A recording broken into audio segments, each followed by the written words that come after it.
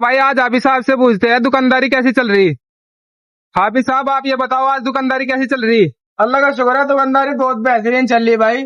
और हमारे यहाँ पे लजीज बेहतरीन बिरयानी मिलती है भाई। और बिरयानी की रंगत चेक करा मेरे भाई, माशाल्लाह एक एक चावल खिला खिला बेहतरीन। और इस बिरयानी के बारे में हम जब भाई बताओगे, माशाल्लाह हमारे डेली वेज कस्टमर हैं, ये बताओगे हमारी बिरयानी कैसी लगती है। बिरयानी एक नंबर की लगती है, जायका के नाम से है बिरयानी, बड़ी मस्त लगती है।